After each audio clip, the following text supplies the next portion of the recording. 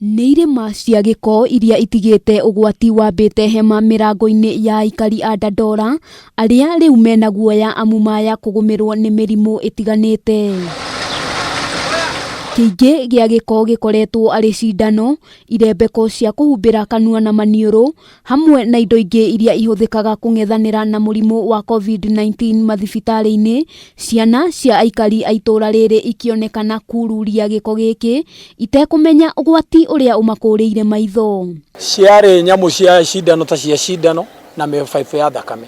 Ũgwati ta ũyũ nĩguo ũng'etheire arĩa marutaga wĩra kĩara-inĩ gĩkĩ, kũrĩa aingĩ ao gũtukithia matarwarĩte nĩ ũritũ amu matikoragwo na indo cia kwĩgitĩra. We ũraruta wĩra ũyũ wa ũrigitani, nĩtũrakũhoya angĩkorwo wĩna cindano kana kĩ, tiga gũikia takataka-inĩ ĩnĩ ya takataka, tondũ nĩ kũhatarica nginya mwana ũrĩa wĩ area yaku kana ĩhataricie andũ. Kĩndũ kĩrĩa ngũhoya nĩ ũgacina ũkahakikisha nĩ yahĩa, tondũ yahĩa ndĩkũrehera mathara mũndũ ũrĩa ũngĩ. Maya mokĩte o rĩrĩ ministry ya ũgima wa mwĩrĩ yũrĩtie mũingĩ kũgĩa na kĩharĩro harĩ gũte gĩko, makiuga nĩ maratanyĩte ũndũ ta ũyũ gũkorwo ũkĩhanĩka hĩndĩ o yothe, na rĩu mĩtaratara mĩkinyanĩru ya ũrĩa gĩko gĩa thibitarĩ kĩrĩteagwo nĩ gũkorwo ĩkĩigĩrĩrwo metha-inĩ na yarĩrĩrio.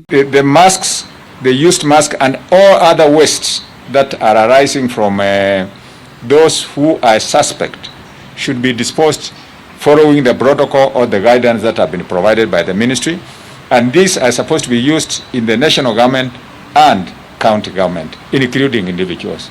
Oho mutafarĩri ministry-inĩ ĩno Mercy Mwangangi nĩetĩkanĩirie atĩ njĩra cia kũgitĩra aruti wĩra kĩara-inĩ kĩa Dandora itikoretwo ciarĩirwo na njĩra ĩrĩa yagĩrĩire, akiuga nĩ wĩigĩrĩrĩki wa mũndũ wothe kwĩgitĩra.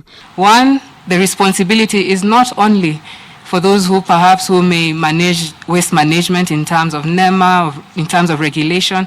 It's you and I, because that face mask got there from a certain nose and mouth that it was covering, right? And so there's an element of responsibility when it comes to how you're able to discard this. Advising that the best disposal point would be a pit latrine. Just have it in a container, dispose it in a pit. You will not give it a chance to anybody to use. Handũ-inĩ ha Kameme TV, rĩtwa rĩakwa nĩ Wambui wa Njũgũna.